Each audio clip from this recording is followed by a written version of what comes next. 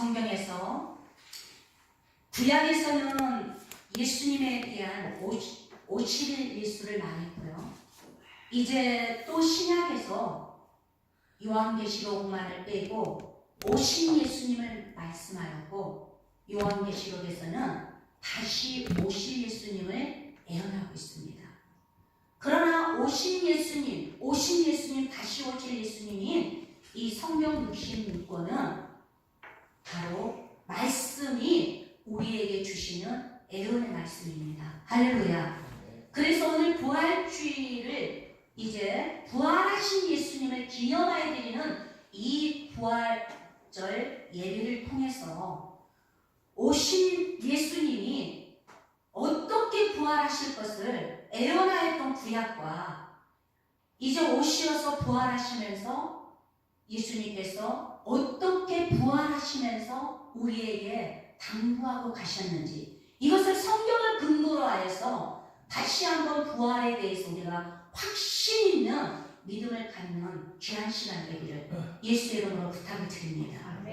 그래서 이 말씀을 올리면서 제가 하나님 앞에 회개하였고, 성도들에게도 제가 속죄의 말씀을 드린다면, 저는 어린 시절부터서 수십여 년 동안을 부활주일날 계란을 만들어야 되는 줄 알았고, 계란을 만들어서 나눠줬던 목회자였습니다. 그러나 성경 66권에는 어디에도 계란을 만들어서 먹으라는 말씀이 없습니다. 그리고 부활 절기는 성경에 없습니다.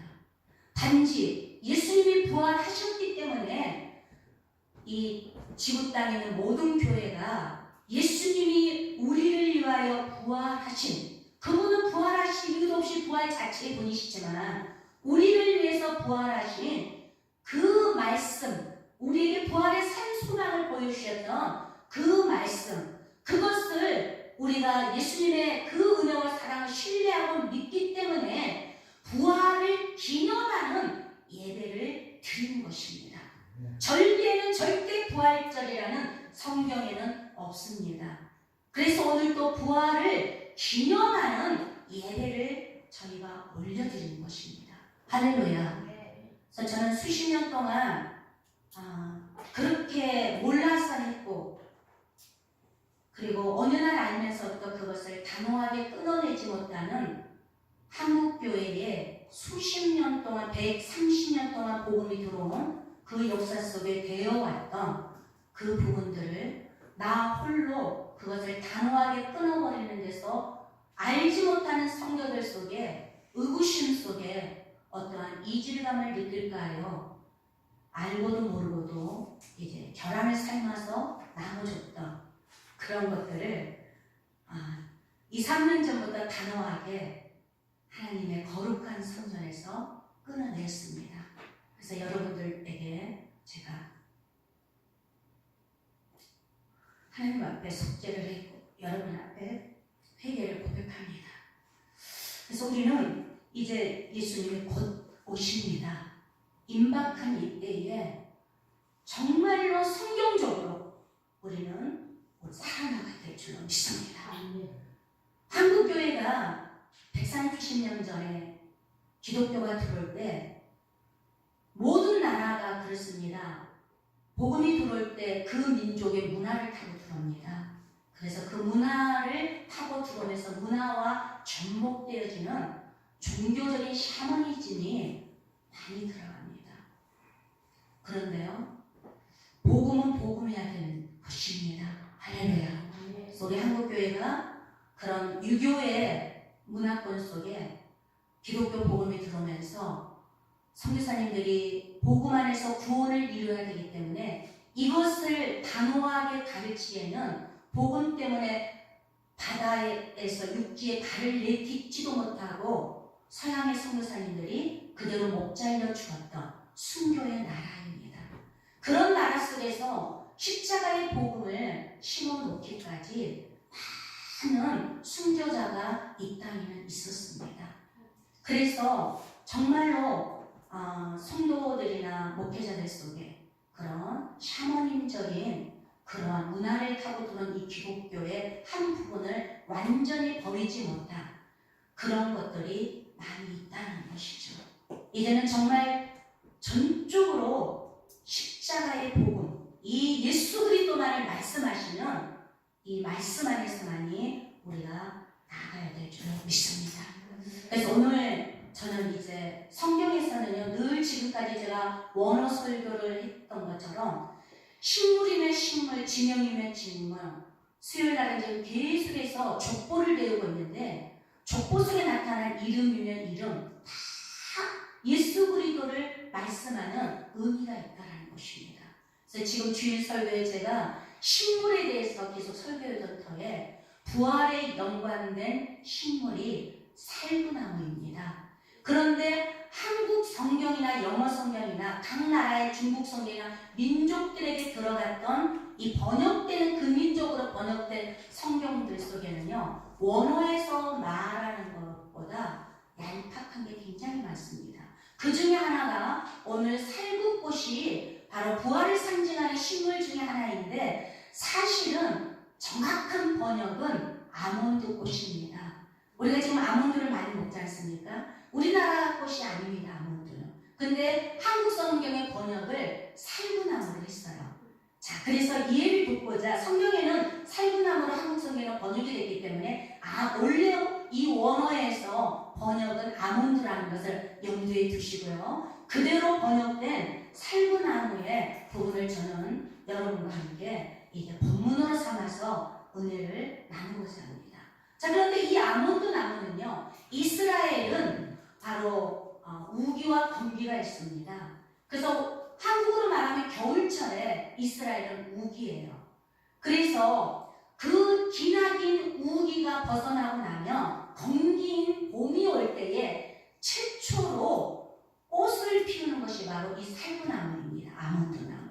그런데 아몬드나무는 잎이 먼저 피는 것이 아니라 꽃을 먼저 핍니다. 그리고 나서 잎이 나거든요. 그런데 그 꽃 모양이 지금 성경에 살구꽃이 등잔대를 만들라고 하나님이 명령하셨던 성막에, 근데 그 아몬드 꽃의 이 꽃 모양을 보면은 잎 모양이 병뚜껑처럼 좁습니다. 네. 여러분들이 이제 성막 공부를 저하고 수년 전에 했는데 성막에 보면은 금 등대가 있습니다. 이 금 등대가 바로 히브리 원어로 말하면 메노라예요. 네. 근데 어쨌든 지금 이 최초의 겨울을 지나고 봄이 될 때에 이 살구꽃, 아몬드 꽃을 피우는 그 의미는요, 겨울 동안 모든 나무들이 보면 죽은 것처럼 다 메말라서 마른 막대기만 있습니다. 그런데 봄이 되면서 순이 돋아서 이제 잎이 나오고 꽃이 피지 않습니까? 이것을 영적으로 왜 하나님이 살구꽃, 아몬드꽃에 등대를 만들으라고 했느냐? 죽은 것 같았던 겨울같이 예수님을 만나지 못했다면 추운 겨울과 같이 완전히 죽었던 그 나무 속에 예수님을 만나는 자들은 최초로 꽃이 피는 것처럼, 아몬드 꽃을 피는 것처럼 예수의 생명에 들어가서 저와 여러분이 영적인 생명의 꽃을 피웠다는 것을 말해주고 있다는 것입니다. 할렐루야. 그래서 이것을 말씀하시기에 사막 하나님께서 이제 성전 안에 금 등대를 만들어, 메노라를 만들어라고 하는데 살구꽃 형상으로 만들어라는 것이에요. 자, 그러면 먼저 금 등대를 왜 만들었습니까? 성막에는요, 네 겹으로 이제 겹겹이 성막을 온전히 다 둘러쌌습니다. 구약의 광야에서 성막을 만들 때요. 그래서 그 안에는 빛이 없습니다. 무엇으로 빛을 비춰주느냐? 오직 메노라, 살구꽃 형상으로 만든 그 등대에서 이제 올리브오일을 넣어서 불이 켜질 때 그때만이 성전에 불을 밝혀주는 것입니다. 오늘날이나 구약 때나 교회는 세상 것이 들어와서 빛을 줄 수가 없습니다. 오직 교회 안에는 예수님의 빛만이 빛인 줄로 여러분 믿으셔야 될 줄로 믿습니다. 그러게 모든 교회가 세상의 것을 들어와서 빛을 비추어서 사람을 끌어모으기 위해서 세상의 것으로 빛을 모방해가지고 말하고 선포하는 것을 다 가짜입니다. 제가 너무나 가슴 아팠던 것들 목사님들 중에 하나가 이제 정신을 차리고 말씀의 깊이 원어를 통하여 들어가서 보니까 성도들을 부흥시키고 교회 학교를 부흥시키기 위해서 이 문화를 타고 또한 어떤 짓들을 교회에서 하고 있느냐, 마술을 향해서 여름 성경학교 때, 교회 때 그런 여름 성경학교 때에 교회 학교의 애들을 끌어모으기 위해서 교회 안에서 마술하는 자들을 불러다가는 것을 저는 곳곳에서 보았습니다. 성경에 하나님께서 정확하게 마술사를 죽이라고 했습니다. 그런데도 교회 안에서 여름 성경학교 때 아이들을 불러 모으고 아이들을 주르고 해서 교회 안에서 지내게 하기 위해서 불러 모으기 위해서 마술까지 행하고 있는 그러한 것들. 이제 교회 안에는 저는 지금 이 마술에 대한 얘기를 하는 이유가 다른 교회를 치고자 하는 얘기가 아니라 바로 이 교회 안에 빛은 금 등대를 상징하는 예수님만이 우리에게 빛을 비춰준다는 걸, 이것을 말씀드리고자 이 부분까지 잠깐 이 시대 속에 되어지고 있는 이제 모습을 나눴습니다. 자, 근데 하나님께서 이 금 등대를 만들 때 어떻게 만들으라고 했냐면요, 여러분 성경을 펴시고요, 이제 몇 절을 보냐면 31절을 보시고 여러분이 체크를 하셔야 됩니다. 너는 순금으로, 순금, 절대 변하지 않는 이 순금으로 등잔대라는 게 이제 금 등대를 말씀드리는 거예요. 등잔대를 매너라죠. 히브리 원어는 등잔대를 만들 때 쳐서 만들으라는 거예요.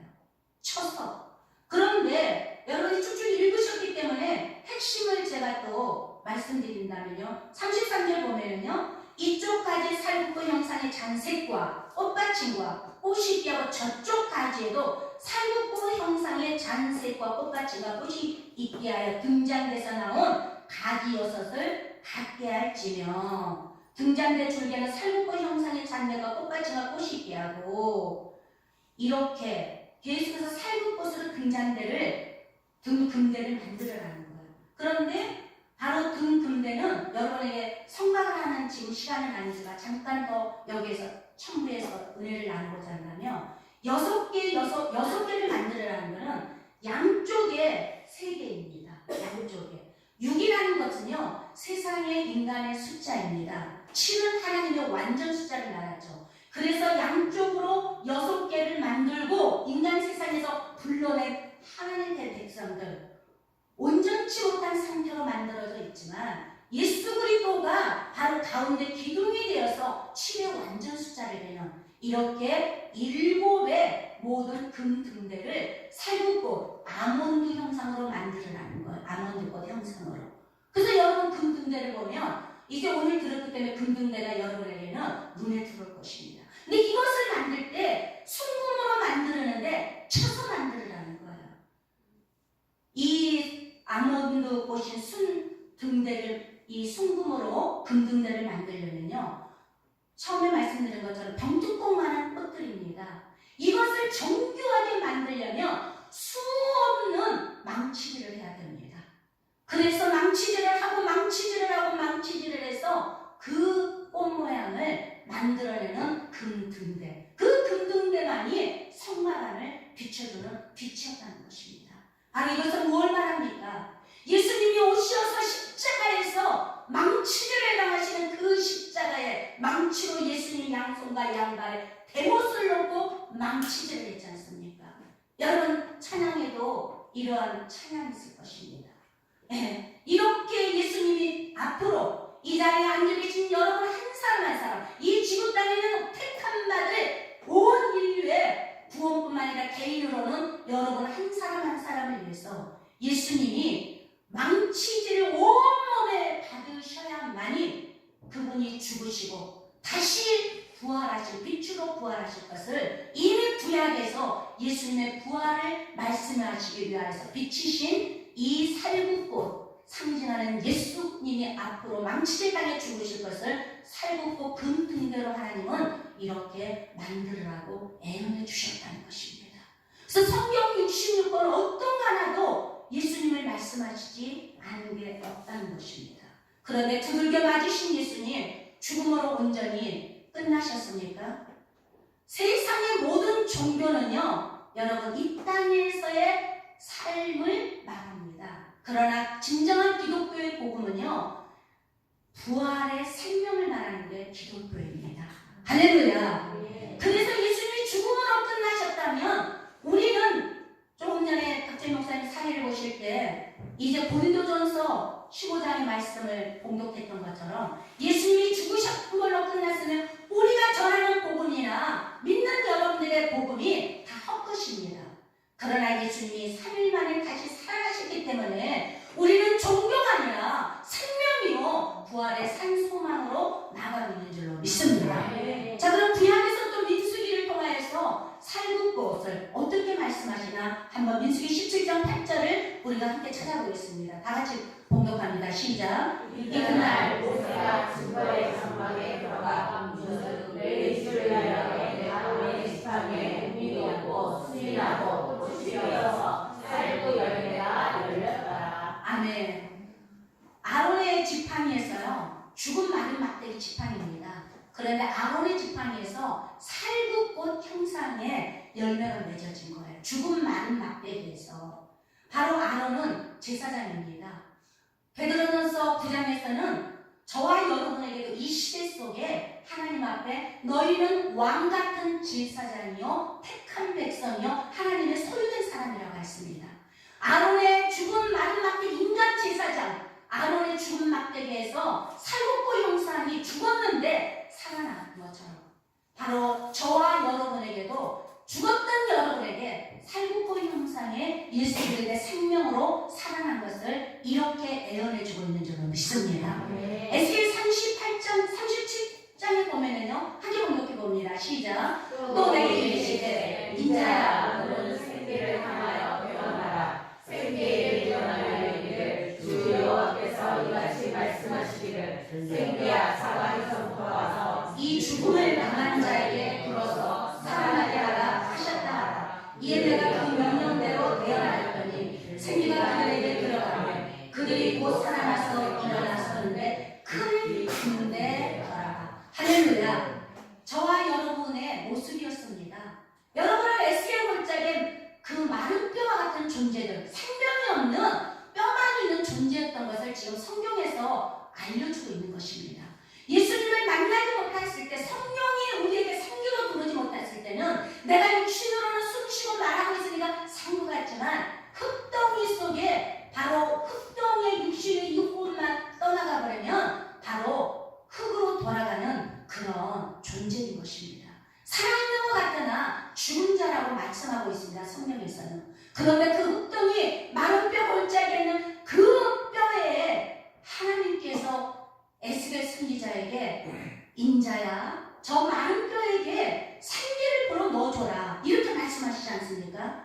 인자야 바로 에스겔 선지자를 말합니다. 오늘 모든 주여종들에게 아니면 여러분들의 가정에서 여러분들에게 하나님께서 여러분을 사용하실 때 오늘 성전에서 주여종을 사용할 때 인자야 저 죽은 것 같은 네 자식, 저 죽은 것 같은 네 남편, 저 죽은 것 같은 저 네 부모, 죽은 것 같은 저 이웃, 살아있는 것 같지만 영적으로는 지금 죽어있다. 그에게 네가 생기를 불어넣어라. 복음을 전해라. 그 생기의 복음이 들어갈 때 살아나서 뼈에 힘줄이 붙고 살이 붙고 가죽이 붙어서 군사와 같이 되었다라고 에스겔 37장 9절 10절에서 이렇게 우리에게 영적인 복음으로 깨닫게 해주고 있는 줄로 믿습니다. 할렐루야. 우리는 바로 이렇게 에스겔 골짜기 죽은 뼈와 같았던 존재였습니다. 그러나 예수님이 성령 하나님이 오셔서 우리에게 생기를 넣어주셔서 오늘 예수님의 복음을 들을 때 그 복음에 우리의 심령이 회복이 되어지고 우리의 영혼이 소생하게 되어지고 우리가 군사와 같이 주님의 복음을 증거한 증인이 되어지고 이렇게 살아가고 있는 줄로 믿습니다. 부활의 산 소망으로 이렇게 구약에서는 말씀해주고 있다는 것입니다. 여러분 이제 천국 가는 그날까지 아론의 죽은 지팡이에서 살구꽃이 피어났던 것처럼 바로 부활의 영광을 얻은 우리 바로 이와 같이 부활의 산복음을 증거하는 증인이 되어야 될 줄로 믿습니다. 그런데요 히브리서 9장 4절에는 이렇게 말씀하고 있습니다. 함께 공독합니다. 시작. 그 명령과 사명을 누구일상 언약되어 있고 그 안에 만나를 담은 금 항아리와 아론의 상난 지팡이와 언약의 돌판들이 있고, 정확하게 언약궤 안에는 이 세 가지가 들어있었던 것을 바로 히브리서에서는 말하고 있어요. 제가 왜 구약을 말하다 지금 신약을 말하냐면, 구약에서는 부분적으로 이제 아론의 쌍난 지팡이가 있고, 다시 몇 장을 지나고 나면 이제 만나 항아리가 있고, 그리고 그 다음에 몇 장 지나면 십계명이 있고, 이렇게 돼 있어서 한 구절로 말씀하시는 히브리서를 찾아서 저와 여러분이 지금 봉독한 겁니다. 언약궤 안에 이 세 가지가 있었습니다. 왜 언약궤 안에 이 세 가지를 하나님이 놓을 수 있도록 말씀하셨느냐? 바로 광야를 지나갈 때에 하나님의 말씀으로 살아야 되고, 그리고 아론의 쌍난 지팡이와 같이 너에게 살아있는 생명의 증거를 줄 거라는 것을 말씀하시고, 바로 십계명 두 돌파 말씀을 지키면서 살아야 되는 것을 이렇게 알려주고 있다는 것입니다. 저와 여러분이 지금 이 땅은 천국 가는 그날까지 이 땅에서 살아나가는 것은 바로 광야입니다. 여러분 이미 말씀하신 것처럼 광야와 같은 이 땅에 하나님의 말씀을 붙잡아야 살 줄로 믿습니다. 그 말씀을 붙잡았다면 말씀을 지켜야 살게 될 줄로 믿습니다. 그리고 아론의 쌍난 지팡이같이 너희는 천국 갈 때까지, 부활의 온전함을 이룰 때까지 내가 너에게 예수의 생명을 불어 넣어줬다는 것을 보증해주고 있다는 것입니다. 이것을 믿으면서 능력 있는 믿음 생활해야 될 줄로 믿습니다. 에레미야 1장 11절에서는 또 이렇게 구약에서 세 번째로 말씀하고 있습니다. 함께 공독합니다. 시작. 여호와의 말씀이 또 내게 임하니라. 이르시되 에레미야야, 내가 무엇을 보냐 하시되 내가 대답하되 내가 살구나무 만지를 보리라. 여러분, 에레미야 선지자에게 하나님이요, 이때 이제 이스라엘 민족이, 이 본문은 한 구절만 제가 말씀을 드렸지만 에레미야서를 전체적인 것을 압축시켜서 제가 말씀을 드린다면 이스라엘 민족에게 수많은 선지자를 보냈습니다. 여러분, 개인에게, 이 민족에, 개인에게 복음을 전할 때 수없이 사람을 보내서 복음을 전하는 것처럼 이스라엘 민족에게 수많은 선지자를 보냈지만 그들은 세상의 육신의 것들을 향하여서 사는데 바꾸고 복음을 거절했습니다. 이제 마지막 이스라엘 민족을 하나님이 쳐서 바벨론 포로로 보내려고 하기 직전에 마지막으로 이스라엘 민족에게 이제 그때 당시 그 연대 이사야 선지자 그 다음에 세움받은 에레미야에게 하나님이 말씀하십니다. 에레미야야, 네가 지금 뭘 보고 있느냐? 네, 제가 지금 살구나무를 보고 있습니다. 아몬드 나무를 보고 있습니다. 무슨 의미입니까? 바로 이 아몬드나무, 살구나무는 예수 그리스도의 생명을 상징한다고 말씀드렸던 것처럼, 예수님의 부활을 상징한다고 말씀드렸던 것처럼, 네가 그러면 예수님의 부활, 예수님의 생명, 예수님의 구원을 지금 네가 보고 있구나. 그렇다면 에레미야, 이걸 네 백성에게, 이스라엘 내 민족에게 빨리 전하여라. 그 다음 1장에서 계속 쭉쭉쭉쭉 읽어 내려가면 여러분 집에 가서 여러분이 참고하시고 보신다면 이 민족이 바로 이 살구나무, 이 복음을 전하지 않으면, 네가 전하지 않으면, 그리고 그 복음 안에서 돌이켜오지 않으면 내가 저들을 쳐서 죽이리라. 그 말씀을 하나님이 하고 계신다는 것입니다. 오늘 이 시간에 살구나무 에레미야를 향하여서 네가 지금 뭘 보느냐 물으신 것처럼 저와 여러분에게 아무개야, 너 지금 무엇을 보고 있느냐 말씀하고 계신 줄로 믿습니다. 여러분 입술을 열어서 여러분의 자녀든 남편이든 이웃이든 누구에게든지 살구나무를 전해야 될 줄로 믿습니다. 네가 전하지 아니하면 에스겔서에 보니까 하나님께서 인자야, 네가 복음을 전하면 그 영혼을 듣고 돌아오지 않으면 그 영혼은 자기 핏값으로 죽지만 네가 전해야 할 자에게 전하지 않으면 그 핏값을 너에게서 내가 찾겠다 말씀하셨습니다. 여러분은 오늘 에레미야서에서도 이와 같이 에레미야 선지자를 하여 에레미야야, 네가 무엇을 보고 있느냐? 네, 하나님 살굴꽃을 보고 있나이다. 오늘 살굴꽃의 비밀을 저와 여러분은 이제 깨달았습니다. 그렇다면 살굴꽃을 보고 있습니다라고 에레미야가 고백했던 것처럼 여러분이 이것을 해석받지 못했을 때는 무슨 살구나무를 보고 있다는 것이지? 그리고 지나갈 수 있습니다. 그러나 오늘 정확하게 오늘을 통해서 하나님이 우리에게 하시는 지금 이 순간 6,000년 전에 에레미야에게 하셨지만 지금 이 시간 이 말씀을 통해 여러분에게 하고 있는 줄로 믿습니다. 그러면 말씀은 언제나 현재 여러분 하나님 앞에 아무개야 너 지금 뭘 보고 있느냐? 내 하나님 살구나무를 보고 있습니다. 지금 여러분은 그렇게 고백되어지고 있는 줄 믿습니다. 그렇다면 에레미야에 말씀하셨던 그 다음에 들려줬던 그 말씀, 여러분 마음판에 새기시고 부활의 산수망 되시는 그 예수님을 전하는 여러분이 십자가의 군사가 되어져야 될 줄로 믿습니다. 이제 마지막 신학에 와서 예수님이 살아나시고 나서 뭐라고 하셨는지를, 그 행적을, 근거를 찾아서 정말 부활이 무엇인지를 우리가 다시 한번 이제 정확하게 알고 지나가는 시간이 되기를 원합니다. 신약에서 이제 막달라 마리아에게 나타나 주십니다. 예수님이 살아나시고 첫 번째로 이제 마가복음 16장 9절을 여러분 함께 봉독하겠습니다. 시작. 예수께서 안식 후 첫날 이른 아침에 살아나신 후 전에 7 귀신을 쫓아내어 주신 막달라 마리아에게 먼저 오시니, 예수님이 십자가에서 죽으시고 3일 만에 살아나셔서요 첫 번째 만나준 사람이 막달라 마리아입니다. 이 막달라 마리아는 7 귀신이 들렸던 여자였습니다. 그런데 그 여인의 속에 있는 귀신을 쫓아내 주시고, 그 여인이 예수님의 죽으심을 너무나 슬퍼하고 애통하고 괴로워함 속에 예수님을 얼마나 사랑했는지 모릅니다. 예수님을 그렇게 사랑한 그 여인에게 예수님은 첫 번째 만나주셨습니다. 여러분, 예수님으로 인하여서 7 귀신 들렸다가 치료받은 것과 같이 여러분 가난과 질병과 모든 죽음의 사망의 저주에서 막달라 마리아가 저와 여러분인 줄 믿습니다.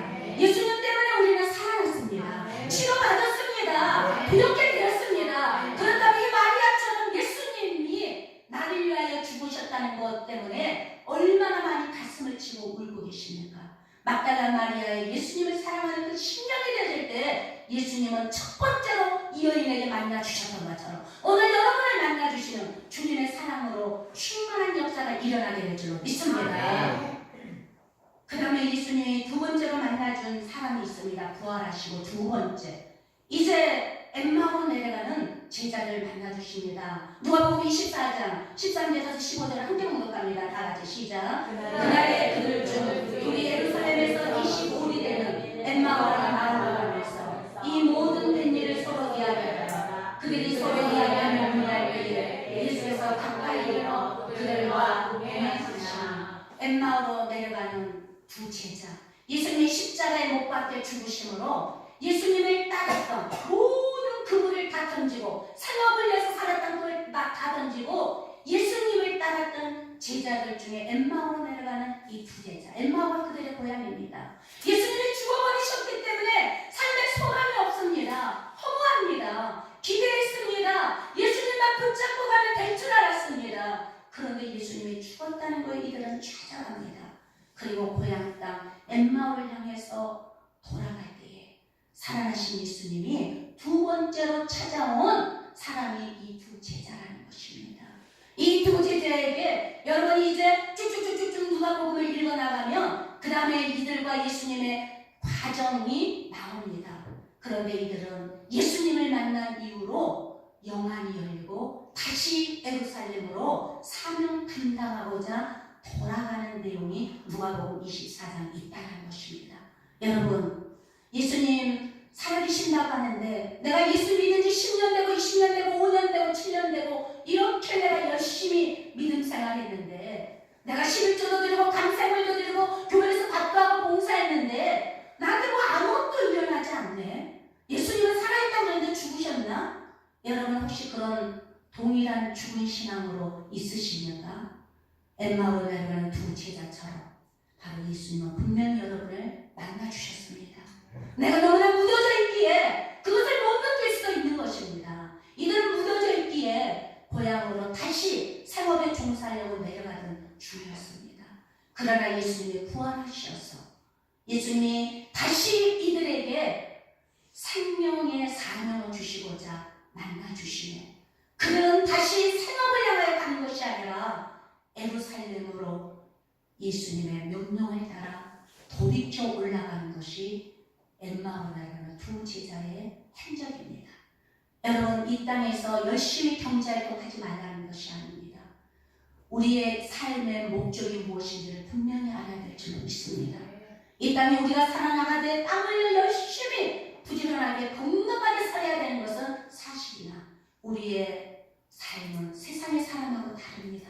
목적을 부활의 소망에다 둬야 될 줄로 믿습니다. 할렐루야. 그 다음에 예수님께서 만나준 사람이 바로 도마입니다. 세 번째로 만나준 사람이 요한복음 20장 26절에서 29절을 함께 공독해 보겠습니다. 함께 공독합니다. 시작. 여기를 지나서 제자들이 다시 집 앞에 있을 때 도마가 함께 있고 문물이 닫혔는데 예수께서 오사 가운데 서서 이르시되 너희에게 평강이 있을지라 하시고 도마에게 이르시되 내 손가락을 이리 내밀어 내 손을 보고 내 손을 내밀어 내 옆구리에 넣어보라. 그리하여 믿음 없는 자가 되지 말고 믿는 자가 되라. 도마가 대답하여 이르되 나의 주님이시여 나의 하나님이십니다. 예수께서 이르시되 너는 나를 본고로 믿느냐? 보지 못하고 믿는 자들은 복되도다 하시니라. 제자 중에서 가장 의심이 많았던 도마. 그래서 예수님이 살아났다는 것을 그 앞에 서 계시는데도 믿지 못합니다. 그러니까 도마에게 예수님이 네 손 좀 나에게 다오. 그리고 나서 못자구나 내 손 만져봐. 그리고 옆구리에 로마 병정이 나를 마지막 죽일 때에 옆구리에 창에 푹 찔러서 창자가 다 쏟아져 나오고 물과 피가 다 쏟아져 나왔던 이 옆구리 한번 네 손가락 넣어봐. 이렇게 확인을 시키니까 도마가 그때야 꺾부러집니다. 주여, 주님은 정말 살아나셨습니다. 하나님의 아들이십니다. 그때 예수님이 도마를 책망하지는 않습니다. 화내지 않습니다. 도마를 측은히 바라보시고 도마야, 믿지 않고 보는 자가 더 믿는 자가 더 복되단다. 이것을 알려주십니다. 저와 여러분, 우리는 예수님을 눈으로 본 적 없습니다. 그러나 예수님이 살아계심을 믿습니다. 예수님이 나를 위하여 죽으신 것을 믿습니다. 부활의 산소만 되신 예수님 때문에 내가 반드시 구원의 부활이 된 현재의 내 모습, 이제 앞으로 장차 영원한 영생의 부활로 갈 것을 믿습니다. 그렇기 때문에 세상의 것을 분토와 같이 버리고 주님의 나라를 위하여 날이면 날마다 성전에 엎드릴 수 있는 줄로 믿습니다. 성도인 여러분, 경제활동하지 말라는 거 아십니까? 그러나 부활의 산소망을 가진 자들은 다릅니다. 시간을 내어 기도하시길 바랍니다. 시간을 내어서 말씀을 가까이 하길 바랍니다. 믿음 안에서 온전히 구하고자 나를 쳐서 복종하시기를 바랍니다. 이제 예수님이 네 번째로 만나준 사람이 베드로였습니다. 이 베드로 바로 요한복음 21장 7절에 많은 구절이 있지만 한 구절만 제가 찾았습니다. 함께 공독합니다. 시작. 예수께서 사랑하시는 그 제자가 베드로에게 이르되 주님이시라니 시몬 베드로가 걷고 있다가 주님이라는 말을 듣고 겉옷을 두른 후에 바다로 뛰어내리더라. 예수님 돌아가신 장면 보고 갈릴리 바다로 다시 와서 과거에 했던 그 생업에 고기 잡는 자가 돼서 바다 한가운데서 고기 잡고 있는 베드로의 모습입니다. 그래 예수님이 살아나셔서 베드로에게 찾아오셨습니다. 그런데 그 한 제자는 바로 요한입니다. 요한계시록서 사도 요한이 베드로에게 알려줍니다. 베드로야, 지금 예수님이 사랑하셔서 오셨다 했을 때 그가 바다로 뛰어들어가가지고 마음의 급해서 예수님 만나려고 수영해가지고 예수님에게 달려오는 장면을 저 한 구절에 다 그 내용이 들어있습니다.